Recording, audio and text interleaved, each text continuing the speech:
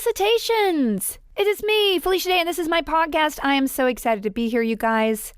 We have an amazing guest today that we will cut to once I do this little intro because I want to thank a bunch of people who are supporting the podcast. As you guys know or may not know, I have a creator coin, which is a way for you to support me and get a shout out on a podcast or a newsletter. And so if you go to rally.io/creator/geeks with an X, you can go to the bottom and purchase a shout out and support this podcast. I'm going to be doing a little bit more with the podcast, doing a little more social sharing, try to get this out to more people. And you guys' support is helping me do that. So thank you, Shrimpy. Thank you, Shadrach McCool. Thank you, Matt, SWTMN, Matt Cinnamon, who is from Australia. Thank you and LJ. Thank you for your content, and I want to thank you because your name is Juliana, so thank you, Juliana. Eidolon Engine. How is Doge doing now, Elon? I'll save you a seat in space. I don't know why you're talking to Elon. I don't think he listens to the podcast, but thank you, Eidolon Engine. I really appreciate it. If you'd like to get a shout out on the podcast, go to rally.io/creator/geeks. And if you become a supporter of the Geeks community, holding 30 coins yourself, you can get weekly audio hangouts from me on the Discord. We have a book club. We are reading Dune now. We talk with my brother. We have a creativity corner where I read your Lenormand cards. And then we do a live felicitations for broadcast later. So let us get into this fascinating conversation I had with Chuck Wendig, who is an expert on apples. I have a very cool guest today who we started bantering before I started recording. I was like, we got to save it. Shove it up. Chuck, do you want to introduce yourself a little bit to this wonderful audience? And I only know you from Twitter, so we're going to talk about that a little bit. Yeah. Hi. I am Chuck Wendig. I am an author of many books, and I should probably stop. I think I've written too many at this point. No, keep going. Shame us. Keep going. I'll do that. Okay, for you, I will. Latest are Book of Accidents, a sort of adult, scary haunted house. It's not a haunted house novel, and then Dust and Grim, a middle grade. They're middle grade. They're letting me write for children, which is this is a brand new book, right? So we'll talk about that. I'm really excited to hear more about that foray into taking the whole, because you write some disturbing stuff. What I've read, it's like a little creepy. Then you're like, let's write for children. Seems fine.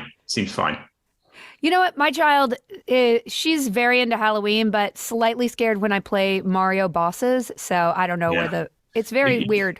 Yeah, it could go anywhere. My kid, last year, he watched Coraline and had nightmares for weeks. But then that, I think, planted a weird, creepy seed in his brain where he wants to contextualize it and grapple with all the creepy stuff now because he's kind of into some spook, like Bendy and the Ink Machine and some kind of just some strange. He read Dust and Grim and loved it. So I'm like, all right, we're doing it. We're maybe into the creep zone now. And how old is that kiddo? He is 10. He turned 10. Oh, okay. Yeah. I don't understand the differences between children until I get there. Yes, that's exactly where I'm at. It's new for me. Every year is a new thing for me. This is all exciting. In retrospect, I'm like, oh yeah, I understand 2-year-olds because I lived through it. But I think as a single person, especially one in denial of their aging, like me, you just look at other children and you're like, run. You know? Yeah. What are you? What do you do? Who are you? You have no function in my life. Get away. Yeah, exactly. You're an alien to me. Back off.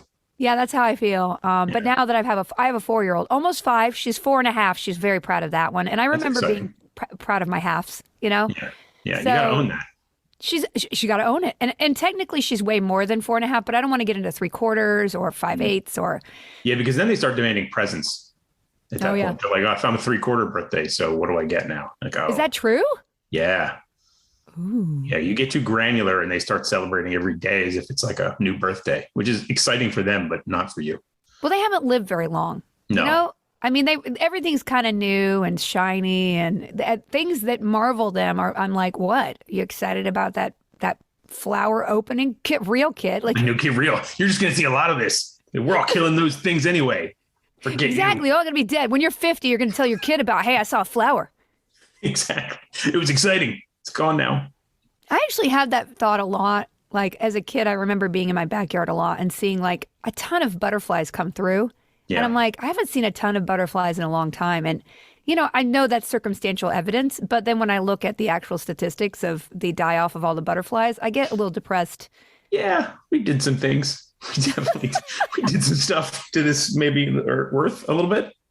Okay. Well, let's not go down that path because I want this to be an uplifting. Yeah, this is what it is. All right. You get what you get, listeners. I'm very excited to talk to you about one thing that people may not know about you, but I basically know the best about you from Twitter is your Apple fixation. And I'm going to come in as an Apple neophyte.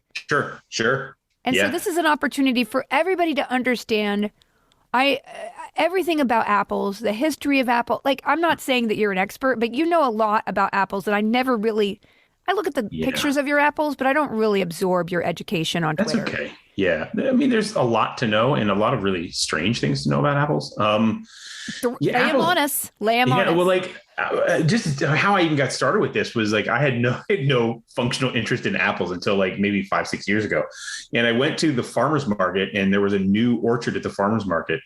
And they had the table and it was just these like wooden boxes of apples named like hobbits, like things that didn't. And I thought it was a prank. I'm like, none of these are apples that anyone has ever heard of. You're just making these up. This is a lie. And how dare you do this to us right now? And they're like, no, these are real apple varieties that you can't get in the grocery store. And I was like, that's silly. So I just bought one of each. I was like, well, okay, everybody they review weird candies on the internet. I'm going to review apples, these strange apples, because they're all just going to be apples. Like, who cares? And they were not. They were all really different. They all taste different. They all taste different. Yeah, and they have sometimes they're bad, and sometimes they taste like licorice or ginger. Wait, what? I don't know about this. Okay, so there is a farmer's market person here, and he has like Brayburn, and he has a couple of others that. Yeah, they're pretty classic. They're not exactly as exotic as I would have liked. Like and where do you live? Like not your address. I'm in Pennsylvania, so we don't. I didn't know we had like weird orchards around, but we totally do. Like here's some of the apples. Like I just got this great book, Apples of North America. Tom Burford. He's a classic pomologist, as it were. Is that really the name for it? Yeah, seriously. Oh my gosh, Apples of North America. Put that in your Tinder profile. You get some swipes. Yeah. And it's weird. I'm like an Apple influencer. What a good. But here's like some of the names. I haven't even had Apple products. Wait. I do. Wait, you get free stuff in the mail because you're an Apple influencer? I do. You know the Cosmic Crisp apples that like debuted like 2-3 years ago in Washington? They sent me a box of them. I was like, I just got apples in the mail. It was very exciting. That's incredible. That's how I knew I had made it. I got a 3-foot Chucky doll the other day, and it just dropped on I don't know who sent it. I didn't get an email in advance. It was so I'd rather get apples. Chucky himself sent that to you. Yeah. But here's some of like the names of these apples. Hubbardston Nonesuch, Lyman's Large Summer. I'm just flipping through this book. I haven't even heard of Molly's Delicious, Missouri Pippin, Newtown Pippin, Northwest Greening, Ortley, Horse. There's an apple just called Horse. Just like, a horse apple? Horse. Is it? Yeah. Can you wait? But read the entry though, because okay, let's go back to horse. I mean, is it long? Because I just want to know. For generations, the Burfords used this 18th century variety for drying and vinegar making. The distinctive flavor caused a family member to exclaim, "This horse is tartar than an unripe persimmon." Ha ha! We've all said that. Yeah. Common refrain everywhere. Yeah, Wolf River. That's exotic. So this is just an encyclopedia of apples. Now, I am honestly blown away. So was there one apple? Like, what is the genesis of an apple? Okay, there was the whole Bible thing. Like, there's one. Oh yeah, that's what it was. The Bible was true, as it turns out. And apples prove it. This is we're propaganda time. No, Kazakhstan, I think, is the technical origin of the apples, and I think you can actually still buy apples that sort of come from those origin points. You could buy a Kazakhstan apple, like on the internet. So. Well, you can buy everything on the internet. You buy everything on the internet. Yeah, at this point.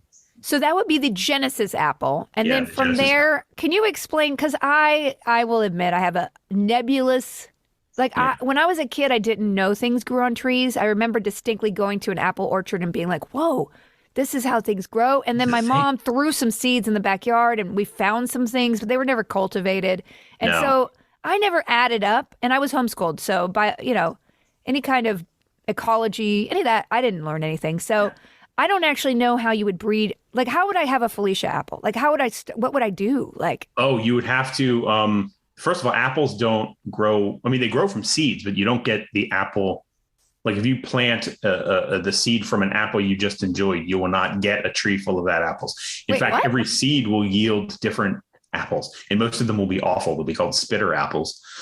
If you want that same apple again, you have to find that tree and take a branch of it and graft a budding branch or a scion branch to rootstock of another hardier apple tree. And that's how you get, in fact, you can actually graft multiple apple types onto rootstock in some cases. So you can get a tree that grows multiple different kinds of apples. What? Yeah. And so Apple's the graft, weird. that's creepy. It's like some kind of weird Cthulhu monster situation. Right. Yeah. It's strange. I'm still, okay. So what if I got a good apple, would it only be that branch that ever grew that apple? It'll eventually start to bud other branches, but you can graft on a number of branches. To the rootstock is often just a single, like the Charlie Brown Christmas tree. It's like a sad kind of thing with just some nub branches, and you kind of remake a tree. It's like weird. We make trees in a sense. That's a very strange thing to do, but. Is this only for apples or this other fruits as well? Not that you're not I think other fruits do grafting as well, though not all. I think stone fruits will do that. So let me just walk through this process, because this is clearly something that everybody has learned in 8th grade, but I don't know. So, I didn't know it. No, this is all new to me. I didn't know this. They don't tell you this stuff. Yeah. No, but you've made this subject interesting, because I could have cared less before we started talking. Oh, wait till we get into Johnny Appleseed. Okay. But let's just do some basics right here. Yeah, so you're saying that if I opened an apple in my house and I planted all those seeds.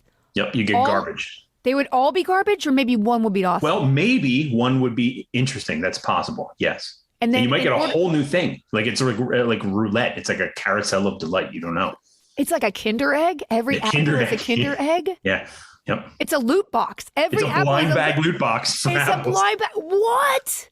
Okay, so we got a blind bag. Then let's say I threw some in. All of them are trash except one is like, oh my gosh, this is a great. So that apple would not exist anywhere else from that one little seed, because that was a loot box apple. That's your apple now. That would be Felicia apple. Mm-hmm. So I would have to, in order to have more than one Felicia apple tree, I would have to cut off some branches and you have to let it grow, and then cut off the budding branches and put them onto. This is like Bitcoin, kind of. It is. It's a cryptocurrency, the original crypto.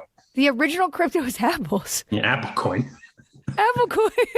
I'm sure that Apple has that trademarked. Yeah, they probably already do. Damn it. Oh, 100%. Everybody's got everything trademarked, which I've just learned for my own coin, which I'll have to figure that out. Anyway, so tell me, so what are your personal what do you grow apples? Have you grafted? No, I have not. I did order some proper heirloom apple trees coming in March, I think. It takes a while to get here. So what is that? What is that? It's an actual extra Those tree? are already, they're rootstock that has had the varieties I'm seeking grafted to. How do they know, though, if every apple is different? Well, they pulled them from existing trees in an orchard. Like if they want a Cox's orange pippin, they pulled the branches off and already made the little sapling tree that they will send to me. So every apple tree has to be Frankenstein.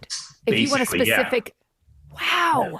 And some of them need to pollinate with other apple trees, and they can only pollinate by other apple varieties too. So that gets complicated. Some self-pollinate, which is also weird. Yeah, those are like the Borg of the. The Borg, Franken apples. This is fast. Okay, so basically, this is why. So I was always wondering, why are they talking about apple trees dying out? Why can't they find it? So this is why, because it's kind of a loot box. You never know, and if you get that one, you can't ever make that again unless you have that mom. You have to continue, to cultivate that. Exactly. So it's a weird Stardew Valley situation. It's a weird Stardew Valley situation. So if you are an Apple investigator, right? This could be the next CSI. That's a thing. There are Apple detectives. That's true. Wait, what?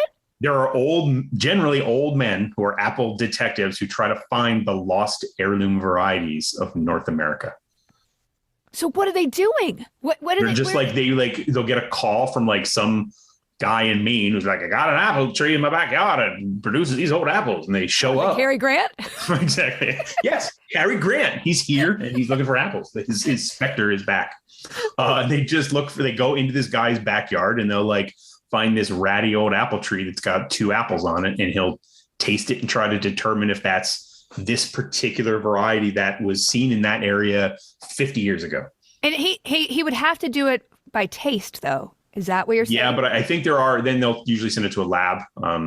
Minnesota tends to be big. Washington State tends to be big in terms of Apple. For Apple science. DNA analysis? Apple DNA, exactly. Apple forensics, NCIS kind of business. Yeah. Yeah, I don't think they have DNA or they would be talking, right? Okay. That's true. They come after us. Wow. So currently there are older, probably white men out there searching for apples. Almost certainly old white men. I can't imagine this. Just stating a fact, demographic fact. So they're out there searching for apples. And what do they do when they get an apple? That's that like, is it really valuable? Like, is it like maybe a lottery? Because it's like, if you found that one tree that has that branch or whatever, and that's the only apple tree that grows Chuck apples. Yeah, that's it. That's it.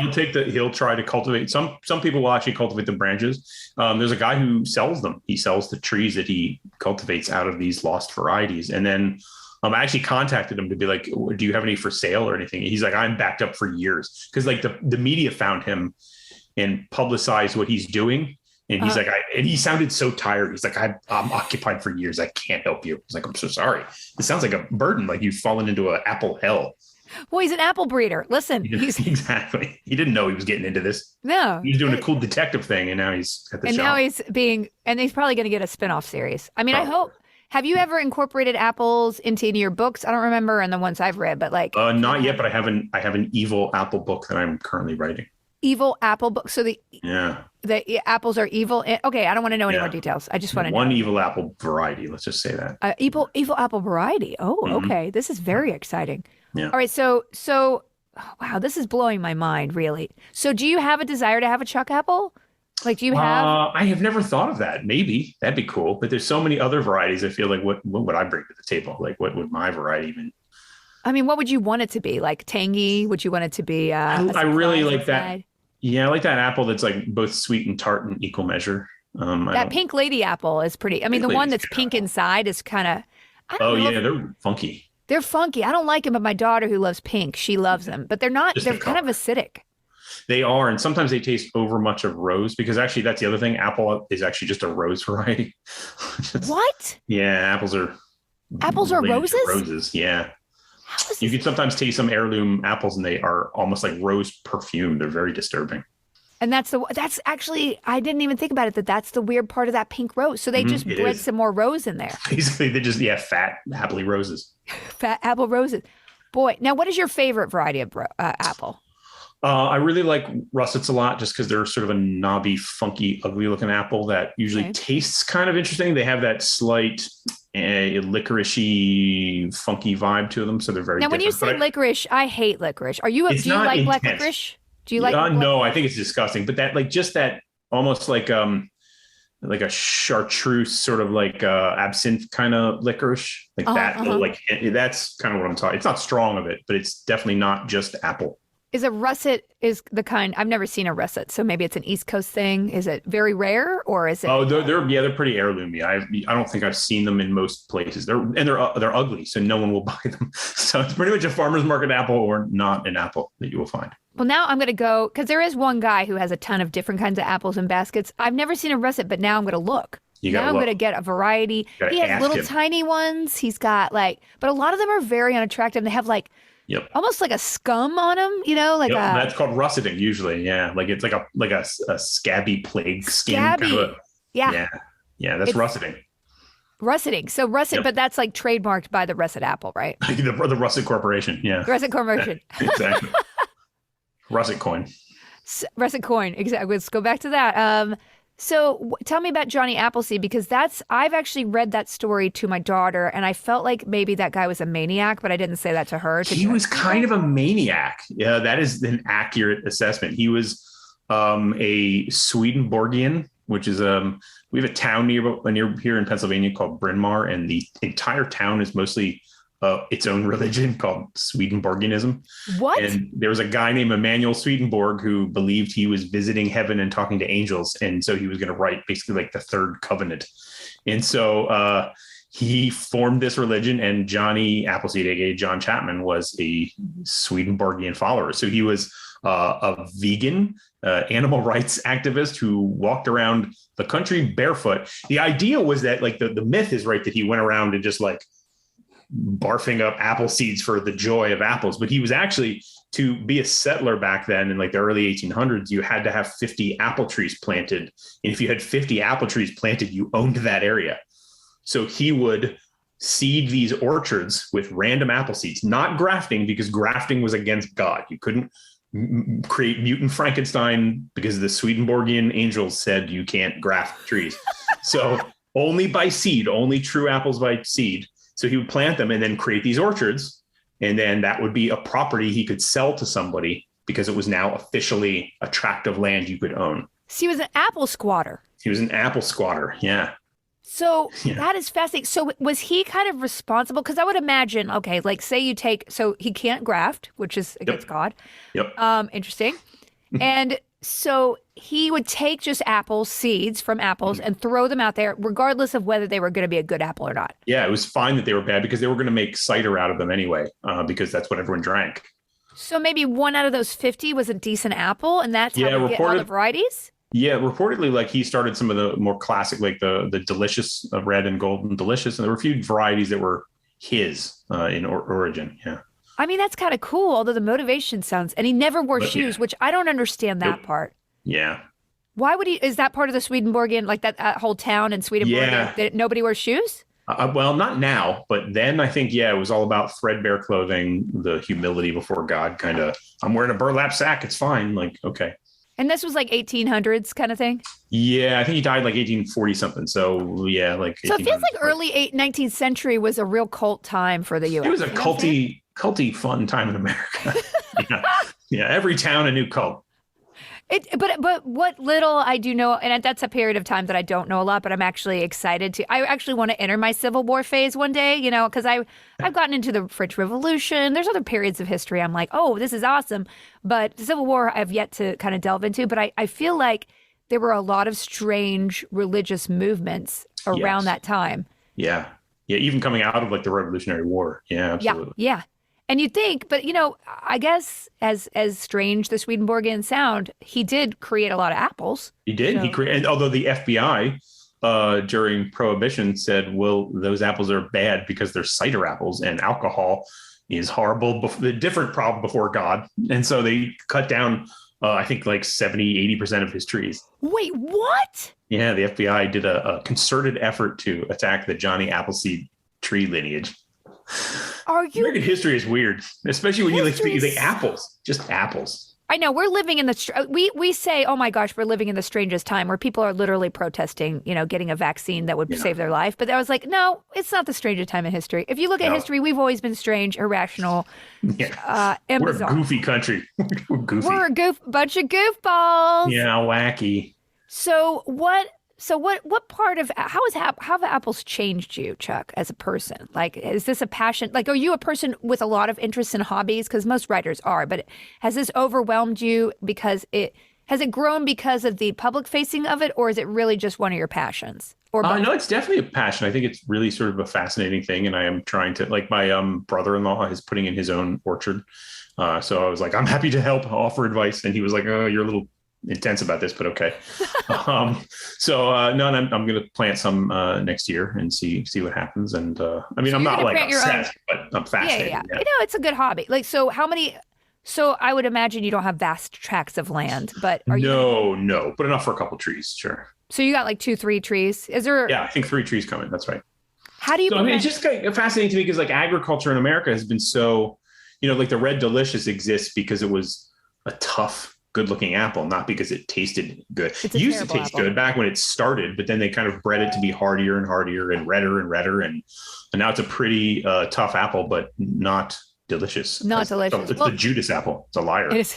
Well, that's the one because I went to France, and people have a lot of cliches about French people, which some of them may be true or not. But when I did a special food tour with a woman who loves food, and the fact that they have so many regulations about preserving the taste of food was kind of like terroir and all that stuff. Yeah, the terroir, all of it's so important to them to maintain the quality of the experience of taste, which is not something I think Americans especially used to. It seemed we had more of a British palate, which was more mechanical. Just serve it up. Yeah, is it a potato? Eat it. Yeah, just eat that potato. Kill that cattle. Get them meats and potatoes, whereas they really care about the quality of their food. And that's why you could tell the difference. Even if you just get one croissant, it's like a Starbucks croissant is literally against nature. Yeah, that's the saddest thing compared to, yeah. It's so sad. It makes me so angry. So this is kind of like, I mean, I think this is, I think we've all gotten, especially, and then, there's all the aspect of like getting so far away from where things come from. Yes. There is a sense of we don't appreciate every single thing we use in this world was manufactured, and it actually had an origin other than a factory, right? And so I think we never really think that through until my daughter just wanted to see how it's made 55,000 episodes of it. I'm like, oh, is that how you make toilet paper? Cool. So excited. Going to tell everybody. Yeah. So what was I going to ask? Oh, yeah. So I want to share my own problems with apples with you a little bit, and then we'll talk about your writing. We'll get to that. So I have an apple tree. I have a bunch of varieties. My partner and my daughter especially love growing all sorts of vegetables and fruit and all this stuff. We do have an apple tree, but we've never been able to enjoy an apple from it. Okay. And I'll tell you why. Uh-huh. Effing squirrels. Squirrels. The worst. Yeah. I mean, how are you going to protect your precious babies with these squirrel situations? I don't know. We also have deer, so I'm in trouble already. Like I may never get an apple off these trees. I don't think you will. Unless you build like a cage around it. We even tried. And you can do cages, yeah. That's sort of how they'll do nets and cages. I did a net, and the squirrel got in the net and was caught in the net. And then I felt so guilty. I had to cut the net off. I was like, I don't want to endanger animals. No, even though the squirrel deserves to die, I'm never going to kill a squirrel. So maybe they would feed the apple tree though. Maybe the tree needs that kind of, I don't think the tree needs a squirrel attacking it viciously. No, I mean, you eat the squirrel. Like if the squirrel dies there and then the apple's like, thank you for this. This is energy. Are you advocating me doing some squirrel murder? No. I'm just saying like nature's funny. That's all I'm saying. Johnny Appleseed knew it. Okay, now all I can do is picture Chuck on his back porch with his BB gun in his hand, waiting for some damn squirrels to come over. Squirrels. Yeah, how dare you, squirrels? My apples. No, I wouldn't. I would just let them have the damn apples at this point. All right. Yeah. Okay. So let's talk about your middle grade book, because I'm just fascinated about the transition between types of books. Full transparency, I'm gearing up for NaNoWriMo. I'm not writing a whole book, but I am a little. I've written 2 nonfiction books, and I'm a little scared about changing to a fiction novel. That's exciting, though. Good for you. I don't know if I'm going to do a novel, though. I might do a screenplay. I haven't decided. I have 1 week. Don't pressure me. But how has it been? Because you're, again, a dark, mysterious kind of, not Stephen King-y, but, you operate in the gray areas, the mysterious areas. Yeah. And so now you did a middle, what inspired that? And how did you tone yourself down? There was, my kid would sometimes pick up my books and he'd be like, oh, this looks cool. Can I read this? And I'm like, yeah, when you're like 37, you can't read that now. That's horrible. I don't want to do that to you. That's no. So I figured I should probably write something that he could read eventually. That would be good. Like I wrote the Star Wars books, but for some reason he wasn't excited. He was excited that because he's a huge Star Wars fan. He was excited that I knew other Star Wars writers. Mm-hmm. But somehow had no interest that I had done it. He was like, yeah, good job. But like, can you give me those other people's books? It's like, yes, I can. Wow. Totally. Isn't that right? I don't even want to tell my daughter what I do. No, because I don't know how to describe what I do. Yeah. Total disappointment. But he was excited that I seemed to write a book kind of for him. And he read it last week and immediately went on to Amazon and left me a 2-star review, which I thought was generous. Wow. No, he liked it. He was very happy about it. His review was good. He was nice. He was very kind. And did you kind of test it out on him? Because I know tonality, I wrote a middle grade kind of proposal and I don't think it's sold, but it's fine. I'll move on and maybe go back to it. But it's how did you kind of get the tonality of that genre, or did you just write for your kid? Because there are cliches that publishers look for in that demographic, and they have an idea of what a middle grade book is. And then there's also the kind of book that your kid would like, which might not necessarily meet up with that expectation. Like, how did you kind of approach writing for a different demographic than you were? I knew, I mostly kind of aimed it for the way he would enjoy things, but also having read books like when I was maybe 10 or 12, I read Douglas Adams and I read Christopher Moore. So I was like, take out some of the adult topics from those books, and they're not particularly adult. Yeah. So I kind of was just aiming for that tone. I wanted it to be funny, and it's still spooky, creepy fun, but it's definitely more humor based than horror. So I was like, I'm going to go for that. I'm going to go for that Douglas Adams, Christopher Moore sweet spot, and hope my kid likes it. And that's it. That's my only goal. That's it. And can you describe the book just so everybody knows kind of like what it's about? Sure. Dustin Grimm is about a young girl who inherits a funeral home from monsters, but she has to share the inheritance with a brother that she's never met. I love that. I love the whole funeral home thing. That's amazing. Yeah. When you think of middle grade, you think funeral homes. I mean, it's a go-to. Funeral industries, kids love that stuff. It's a go-to. I've never actually seen a dead body in person, except somebody. Really? No, I haven't. Have you? Oh, you haven't? No, I haven't. My cousin used to routinely attend autopsies because she worked in a hospital, and she would just do it to do it. And I was like, what? Whoa. I mean, I guess I think it's if you're a doctor, like my dad. Okay, so I did go with my dad. He was in the military, and I went with him to Honduras because they would send people to do charity, plastic surgery. He's a plastic surgeon in the military, which is a very strange thing to talk about. But yes, they are a plastic surgeon in the military. They do a lot of reconstruction. They will also do boob jobs and tummy tucks. They have the military members have to pay, a fee for that, but it's a very discounted fee because otherwise the plastic surgeon would not want to be in the military because they need to practice those because they're not reconstructing faces when they get out. Okay. So anyway, that's fascinating. It's pretty cool. It's like Operation Smile, but it's a military thing. And I think it actually was a predecessor to Operation Smile. So I went down there. In that too. Okay. I did a little documentary that I never released about it. So I probably should find that file. Anyway, so I filmed him and I actually went in and I saw what he did for the first time in my life in person. And so I was not squeamish at all when I was filming the operation, but when I looked at it in person, I felt very sick to my stomach when he's literally carving people open. Yeah. And it was weird because I'm 1 foot away. I'm just looking through a lens, but it felt like not real versus like actually seeing somebody's flesh be opening. Like a Christmas ham. Oh. We are just Christmas hams inside. Yep, that's all we are, just walking around. We are just, you can melt us in a second. Yep, I mean, I always think about that. Like, yeah, exactly.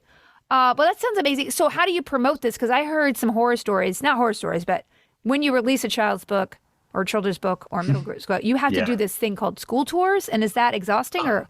It's kind of exhausting. I've only done virtual ones. In fact, I have one immediately after this. I have to do a school tour. And I didn't know, I got my more granular schedule like just yesterday morning. And I'm like looking at like what I have to do. And they're like, there's 40 minutes bookmarked for my quote unquote presentation. And I was like, uh-oh, like what presentation? What are you talking about? Oh, no.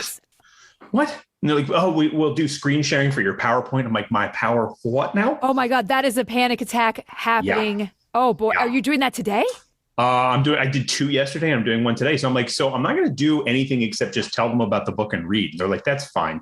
Okay, great. So why would they terrify you like that? I don't know. And then I'm like, I'm going to lean heavily into Q&A because kids love to ask questions and their questions are always amazing. They're like, adults kind of have that like crawl up their own butt style of like pretentious. I want more of a comment, but kids are like, what's your favorite monster? Like, yes, I can do that. I can do that. Thank you, child. And also, it's a good time of year to be releasing this because it's around Halloween. So they've got monsters top of mind. Yep. Even though my daughter has monsters top of mind 24/7, like I actually have, and she's the kind of kid since she was 2 years old, we've been reading the feats of Hercules. So she kind of knows a little bit more than monsters. Yeah. Yeah. She's a monster person. And like, I'm super into mythology. Yeah. But she likes the more horror stuff. But so I'm like, in Gilgamesh, they tore the head off of, like, Humbaba. And she's like, this is great. Just don't talk about it at school, please. Yeah. Or do. It sounds vaguely important, like it's educational. Mythology. Well, I think is there any, I want to end with some more apples. Okay. So everybody pick up Chuck's books. Like The Wanderers is one of my it's very, very good. I'm surprised that's not a TV show right now or a movie or whatever. It turns out they're a little cagey about making pandemic material right now. But it's almost prescient, right? It is. Because it was 2018 or 17 or 2019. Yeah. So literally like July before the pandemic hit, I wrote a big pandemic book. Oops. I mean, that one in Station 11, did you ever read that? Yeah, Station 11 is a beautiful book, though. It's the worst book I've ever read. It's so, I'm sorry, it's so terrifying. Yeah, and the ending is I got to tell you, I'm not going to spoil anything. It's just, it's very realistic, y'all. That's all I can say. And I saw they were making a movie about that. I was like, why don't they make The Wanderer? Like, A, I'm not going to watch it. B, It feels like your book would be much more fun. I'll just tell you that. I think my book's more TV. Like, I mean, it's more Yes. it's more patterned after like seasons of television, not just like a rambling journey through Into the abyss. Wait, Yeah. so that's a good question. Have you ever written TV or any? Oh, I had a pilot one year with TNT, and it was like a whole nightmare experience. It was a very bizarre experience. Oh, Like, well. yeah, that's like I tried to write novels and failed very badly, and so I did what any aspiring novelist would do. I won a screenwriting competition, and then I got a mentorship with a screenwriter named Steven Susko, and then I ended up at the Sundance Screenwriters Lab. And Oh, wow. yeah, it was a whole weird journey. Very And then circuitous. you got into development and realized this is a horrible, horrible A situation. nightmare. I thought something whenever I'm like publishing is bad, I'm like, just remember what it could be like. No, that's Like, mine. publishing is That's horrible. actually, COVID was a good wake up call for me because I have developed quite a few scripts and I have lost my soul in meetings and looked at people who I don't respect Yeah. when they look at me in judgment, telling me my idea is bad when I'm like, you're an idiot. And I'm like, once COVID kind of cut me off from that sort of, because you get into this mindset of like, well, this is it, Yeah. this is That's what what I I need to do. Like, Yeah. what do I do to please them? And it's so awful and debasing and leads you away from what you actually could make that you should be making before you're dead. Yeah. So that I decided, I was like, oh, no, I'll just be an actor. I'll be a personality. I'll do all this other stuff, but I'm not going to write for you, Hollywood. I just can't do it. You've Yeah. gutted me too much. And like you're right. Like I'm doing various other things creatively. They're all in development. They're all kind of have their torture to them. But I know at least that the kernel of it is that I'm going to get something I cared about to the listener or Right. the reader or whatever. Because Yes. you're right. Publishing is its own beast, but at least Yeah. it's like they're deferring to your vision versus like, oh, your vision's shitty. Like, let's Yeah. fix that. I always say like the difference between publishing and Hollywood is like in publishing, New York especially, is like everything is no before it's yes, which is an easy thing to understand. But Yeah. in Hollywood, everything is yes before it's no.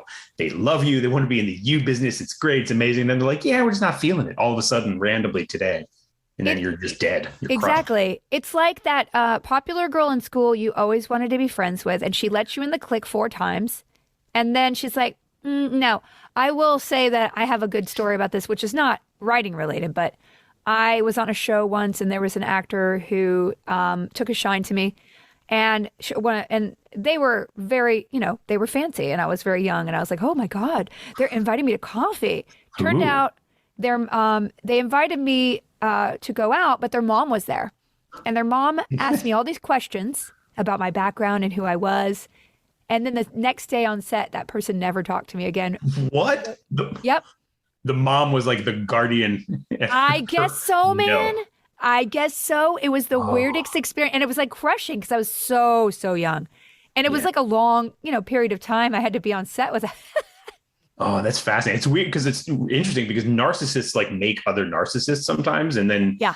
it just cascades out. Oh, I don't want to say, or you have somebody who thinks they're so important that they need to screen their people, and if you don't Yeah. bring something to the table that they find useful, because honestly, there is that power game in Hollywood, and like, it really is. Everybody's clamoring to be on the ends with someone Yeah. who has power, right? Right. It's very much like the court of Versailles, and so when you're on the ends, you have advantage and you have access, and that makes you important to other people, which then makes them important to other people because you know them and they know that. It's this chain of douchery. Oh, trademark that quick. We're talking about trademarks. Get that Trademarks. one. Oh God, don't remind me. I have to look at my email after this. Anyway, so long story short, I don't even remember what I was asking you. I don't know. That's fascinating. That's I don't see. This is why I don't want to do this because it's terrifying. But you get to make so many stories and it's so wonderful, and you get to play in all many. Are you gonna write a sequel to your middle grade novel, or is this If they let me, I will. Middle grade was like a kind of a cagier situation. Then adult, they're just like 3-book deal. I mean, have it. Yeah, Get out of yeah, here, yeah. you crazy kid. But middle grade is like, we're going to give you one and just sort of see how that goes. Wow, so Okay. you're so successful, and Fair. yet you still get a tentative maybe Yeah, with because this middle new grade venue. is new for me. Yeah. Yeah. They're That's like, we really don't know. You fascinating. could mess this all up. It's like, yep, I could. It's No, true. you're not going to mess it up because it sounds delightful. I can't wait to pick it up, and thank you. hopefully it's age appropriate so I can read it to my child. But she still doesn't like chapter books, so we'll get there. We'll get there. That's all right. One day. So let's leave everybody with a little bit of going back around to Appleville. What are a couple things you want people to know that we might not have talked about apples, so that it explore themselves, Sure. either some resources or just facts that you want people to know that you just want people to know. Well, a plug for a company that I don't gain anything from. They send me nothing for free, and I buy my very expensive apples. There's a Vermont farm called Scott Farm, and they do heirloom apple gift boxes. And they will send you like 12 to 18 random, strange apples you've never heard of, and they're usually fantastic. And they'll kind of like you ship them in a beautiful little way, and then you have that, and that's kind of great. 100% I'm getting that for somebody for They're open now. You can order them like now. Okay. But I think they close in like November again. So okay. So it's going to be over. yeah, it's a window. The heirloom apple, like apples has a season, and you're not going to, that's the other thing. Like we're so used to like going to the store and your season is just like, well, I can buy apples whenever I want. But realistically, apples are like a fall, fruit. I'm literally going to buy a box now because I'm going to do a taste test. I really want to see. I want a licoricey one because now I'm like, I don't even know. They have russets sometimes, so you might get one. I'm going to maybe put a little, hey, my friend Chuck, Chuck Wendig, the Apple guy on Twitter. They're like, no. No? Who? No. We don't know that guy. He calls us a lot. Tell him no. I am 100% going to buy a box of that. That is a good tip. Because but you can't save for the holidays, you guys. You got to get it now, okay? Yeah. Well, thank you. Where can people find you? Because you are one of the most delightful Twitter accounts I follow. Thank you. And I'm really glad we got a chance to converse and actually. This has been great. Yeah. I'm on Twitter, which is a hell realm and no one should be there, but we are anyway. Yeah. And then my blog is terribleminds.com. And I tend to update with where I'm going to be or what books are coming out there. Great. And again, with your book name that people can pick up? Dust and Grim. Well, thank you, Chuck. You're awesome. Thank you. You too. All right.